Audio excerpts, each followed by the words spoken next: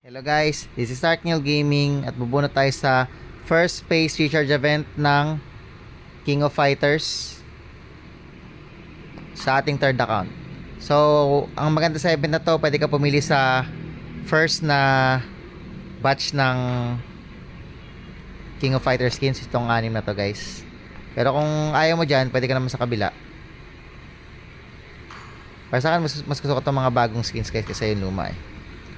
Pero depende ako kung sino yung main hero nyo guys. So nag-recharge tayo ng 250 diamonds at expend tayo 250 diamonds para makakuha ng 16 tokens.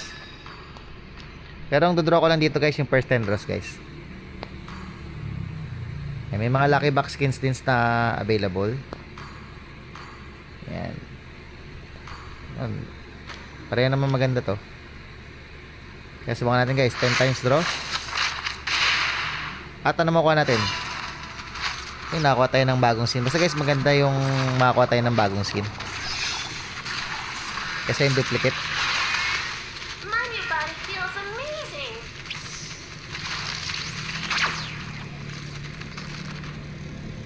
Pwede na guys. Venom, best speed. Wala pa tayo nyan. 514 skin sa ating third account. Hindi man tayo nag-Angela. Gitna, gitna, gitna. Ano ba yan? Pangat at ng pwesto niyan guys ah. Yan. So nakakuha tayo ng Venom best speed.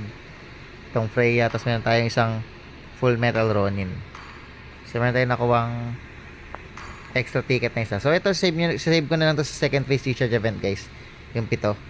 Para 10 times draw ulit tayo sunod. So ano balak nyo kunin guys? Magpa-participate ba kayo dito sa event to? Thank you for watching. Bye bye.